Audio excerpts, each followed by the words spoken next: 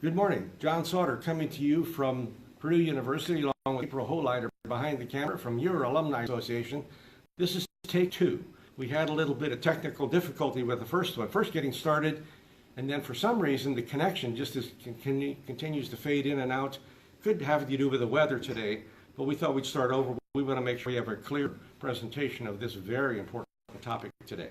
So we're coming to you from Stewart Center, the west end of Stewart Center, third floor, and the Board of Trustees room. And I have to tell you that it's the second week of classes.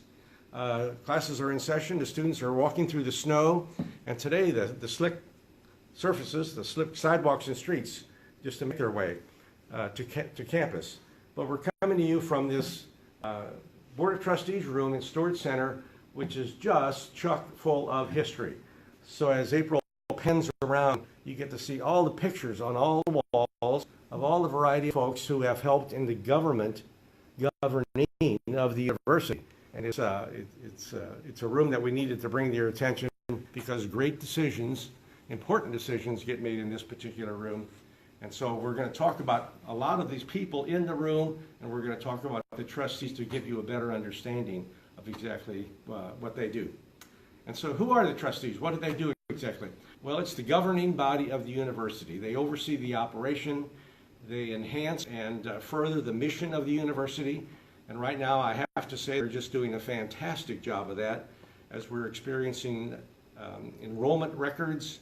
Our private fundraising are setting records as much as we've ever done. Research funding continues to be high also. A lot of good things are going on. They have helped position the university significantly in higher education in the United States, envied by many schools across the country for where we are and what we're doing for a land grant research, international research university. So doing good things, well, we want to talk about them. And what do they do? How do they do that exactly? Well, they have the final decisions on things like tuition, which has been frozen for the last 7 years, and not a decision taken lightly as they take all the different dynamics of the university into account. But our president is really keen on accessibility and affordability, and those things center on that particular initiative. And so housing rates, academic standards, master plans. And so we've just experienced the master plan on State Street. I was involved with the housing master plan back in the early 90s or so, all by way of the Board of Trustee approval and endorsement of what we were doing at that time, and all really setting a foundation for where we are today. They get involved in all those decisions, as well as senior level hiring to include the football coach and the basketball coach. In this room, they do a lot of named professorships, recognizing outstanding folks on the faculty.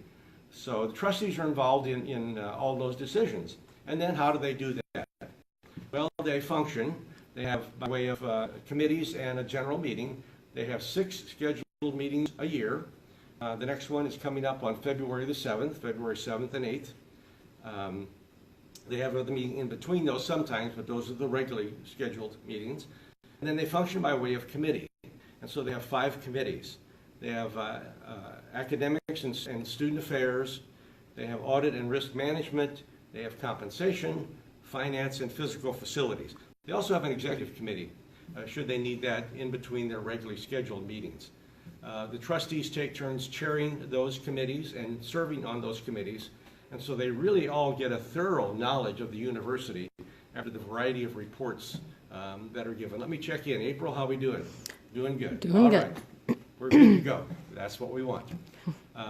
So the committee meetings are generally held on Thursday, and then on Friday in this room is actually where they get together and have summaries presented of those particular meetings. So everybody in attendance, including all trustees and supporting officers of the university, have the benefit of those reports also. Talk about the trustees themselves. We currently have 10 trustees. 10 trustees which are selected differently. One trustee is a student trustee. A student trustee serves for 2 years. It can be a grad or an undergraduate student, selected by way of a committee by way of the student affairs area at the university, and then a recommendation to the governor. The governor actually appoints all 10 members. They're just selected differently. So the student recommendation comes out from a committee at the university. Then we have 3 alumni trustees, all alumni of the university. One of those has to be from the School of Agriculture, and they're selected by the Alumni Association. And so there's a voting that takes place. We'll have a voting coming up this spring, as a matter of fact, to replace one of the trustees who's running again to be on the board. So the Alumni Association gets involved. That's a little bit different than most schools. But then the 6 remaining trustees are appointed by the governor. They are brought to the attention of the governor, and he makes an appointment. The student appointment is 2 years. All the others are 3 on a kind of a rotating basis. So there's really a chance to get some fresh thinking on the board periodically, as well as institutional memory for those that stay on the board, which is critically important to where we've come from in order to determine kind of where we're going. And so those are the folks that serve on the board. Talk a little bit about where they meet then, and then we're in the room. This is the Board of Trustees meeting room. They've been in here since around 2000 or so. As I mentioned, we're at the far west end of Stewart Center, 3rd floor. And this room really tries to recreate the original meeting room in Hovde Hall. In the late 30s, they started meeting in Hovde Hall. When Hovde Hall opened in 1937, the trustee room was built right next to the president's office. And so it was a very convenient location, and all these same pictures were around that room. But as you can imagine, pretty soon they started to outgrow that room. Prior to that, they would meet in a variety of locations. John Purdue, who was on the board, would call them down to the Lahr Hotel and places in Lafayette where they would meet. Sometimes in Fowler Hall, they would meet on campus until they got some regular dedicated space in Hovde Hall. Here's your little bit of trivia. The table that the trustees sat around in Hovde Hall as they met actually has been relocated to the Sagamore room, and it's in the Wabash room, which is a private meeting room. So if you want to get a feel for the trustees sitting around the table, that actual table is in that particular dining room. They feel very fortunate to have that university relic kind of in their area. When Dr. Beering arrived, Steve Beering arrived, he wanted to expand the trustee meeting room, and the trustee meeting room was moved to the anniversary drawing room in the Union Building. A little bit bigger, a little bit a nice look to it, brighter, certainly, to include a little bit more media, more of the university officers. Now, he still had his cabinet meetings in the trustee room.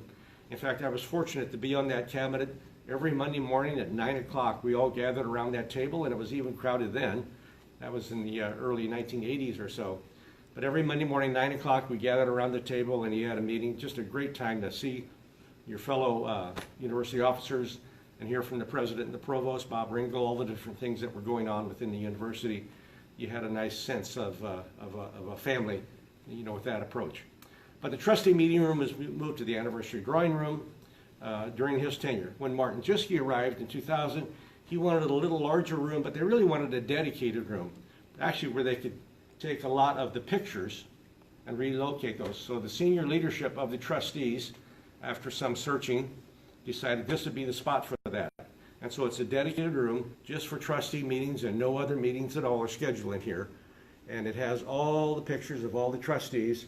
We can see all the trustees. There's probably over 170 or so, I think 177 if my count is correct, of all the different trustees that have served on our university board.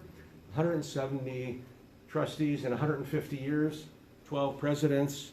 Those numbers I think are pretty impressive, you know, for the land grant school, you know, that we have that goes on. So that's a little bit history of where they met and how we kind of got to this particular location. Beautiful room, has a nice touch of black and gold and that sort of thing. So now we're going to walk around the room a little bit and talk about some of the people. And I'll probably start with first of all, our presidents. We have the 12 presidents and a couple acting presidents. And so we do have John Hicks, was an acting president between Dr. Hansen and Dr. Beering. John Hicks, an ag economics professor, great guy. Also was an interim athletic director for a while. Great guy to be around. And then more recently, Tim Sands was an acting president between France Cordova and Mitch Daniels. As Mitch Daniels finished out his term as the governor, Tim Sands, who was the provost at the time, took over. Tim Sands went on to become the president of Virginia Tech. So he got some pretty good experience there, and we're really happy for Tim and his family to be out there. Then these are the current trustees. These are the current trustees. And so Jack out of Atlanta, Indiana. We have Joanne Bruette out of Lafayette. Vanessa Castagnas out of Dallas. Malcolm McCrider, he's the Ag alumni trustee from DeMont, Indiana. Don Thompson from Chicago. Daniel Romrey, he's our current student trustee. Tom Spurgeon, our current longest serving trustee and serves as vice chair. Mike Berghoff from Indianapolis, and he's the current chair of the trustees. Gary Lehman from Lafayette, and Michael Klipsche from Carmel, Indiana, a relatively newer trustee. Those are the groups that make up the trustees. And then these are the support staff. And so these are the general counsel and deputy. Janet's been very helpful with the presentation, and she's the secretary of the board. And then we have the treasurer and assistant treasurer on the board. All these folks are the folks who sit around the table and kind of make things happen during the meetings. We're going to start making our way over here now, and this is the podium from which you speak. A short story here. This is the podium where I would make my housing rates presentation to the board, my one presentation to the board every year. Very nervous making this presentation to the board, but quite involved with that particular decision.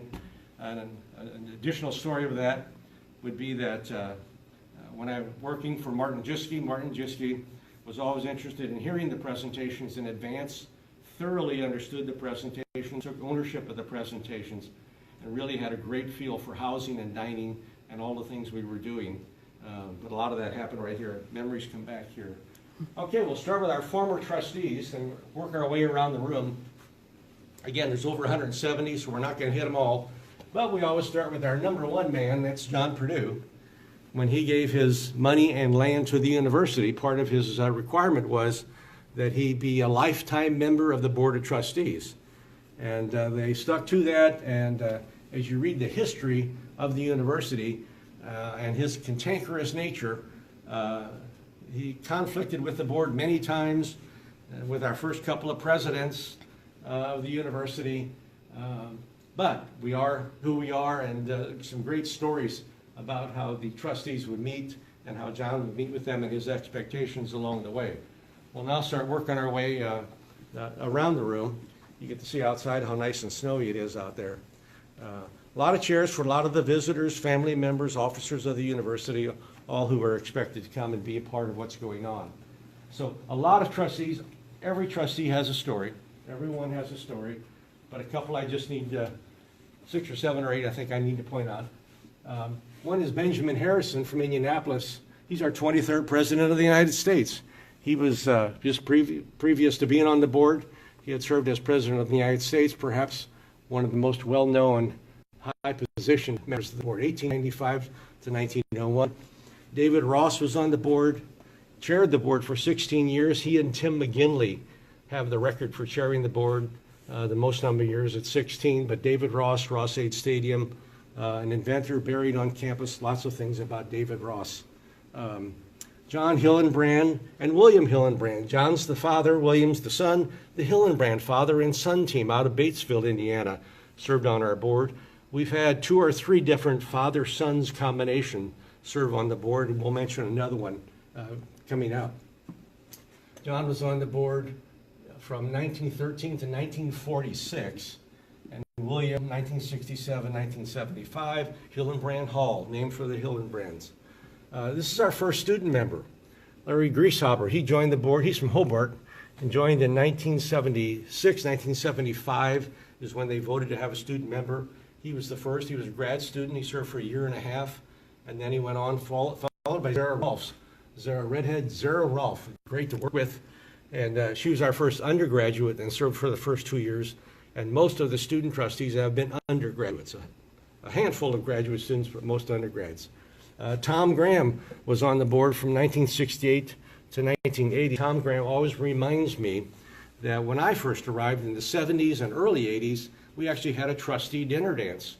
And the trustees would actually host the university and expect the senior level people to be involved. And I just arrived at the university in housing, and we were doing great things in housing at the time. And I remember going to the trustee dinner dance.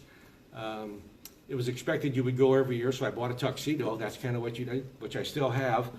But I remember going through the receiving line at the trustee dinner dance. Tom Graham was in line, and as I got to him and he shook my hand and I mentioned I was in housing, he said, well, you know, the board is a little concerned about your desire out there to do away with visitation and allowing members of the opposite sex to visit each other's rooms. We're not so sure about that sort of thing. And so all of a sudden I realized trustees really have their finger on the pulse and really want to stay in tune with what's going on. And so we had a short conversation. Years later, we actually changed our visitation rules to kind of what they are today. So more folks along the way. I'll scoot behind here and get to, these are in chronological order, so we have to go back and forth a little bit. This is Virginia Meredith, our first female board member. She arrived on the board in 1921, appointed by our fourth president, Winthrop Stone. Appointed Virginia Meredith, as the state had mandated at that point. Boards needed to have women, and we've had women ever since on the board. As we turn the corner, we're getting to the more modern age, and again, all have stories, and I've worked with all these people. They're just great people to work with, who have the university in their heart for sure. Julie Edelman, Sister Susan Edelman and I knew each other. Julie was actually on the Old Master Central Committee with my son, so I got to know her. Julie has gone on to an excellent career with Procter & Gamble, worked her way to the senior level top, and just now has changed jobs and is working for Google and doing great things with that company, just making us all very proud from the Health and Human Sciences School. And then Rachel Cumberbatch, one of my favorite. Rachel from Lebanon, Indiana. She graduated from the Vet Med School. Rachel is now located near Washington, D.C., works for the American Animal Health Institute, dealing with animal medicines and those sorts of things. And just this past fall, testified before Congress in terms of a variety of medical issues with what medicines are giving to animals when you think of your pets, but then also on the agriculture side of things and herds of animals and those sorts of things. She's in that regulatory area. Mark Townsend is one of the father-son combinations. Mark Townsend, along with Wayne Townsend from Hartford City, Indiana, another father-son combination along the way. Mayman Powers, you know, from Gary, who was on the board, many contributions along the way, and on they all go. John Harden most recently just got off the board after many years. John and Vicki, loyal folks associated with the university and gave many years of dedicated to the service. Just got a Christmas card to Hardens. They're doing quite well. And then yes. Diane chimed in, and it's not related necessarily to the board, but she's anxiously waiting for 5 p.m. tonight to hear if she has another Boilermaker in the family because of the admissions announcements tonight for who's accepted. Yes, today is decision day. We have a granddaughter in that same pool. We are anxiously awaiting too, I can tell you. And they decided to change the way they do that, as a matter of fact, instead of a rolling enrollment going to a day of decision, and so we'll see how that works out. Good to have the comment, but yeah, we're all concerned about that. There are many people across the country. And we kind of wrap up with a nice color photo of the entire board. You notice they're all they've kept the black and white photographs, which kind of adds to the historical uniqueness of this particular room. But a great board that just does great things. And as I started the presentation, Purdue is just so well positioned now in the field of higher education with record enrollments and the fundraising aspects of it, and just the way it's being operated. And certainly our president, Mitch Daniels, forward-thinking. The board is the group that really kind of reinforces all that and kind of makes it happen. And so we hope this has been helpful as well as educational, and you have a better feel actually for the trustees and the university, and really what has kind of made it successful these 150 years. So on behalf of April and myself, sorry for the technical difficulties at the beginning, but we hope you enjoyed this. Hail Purdue.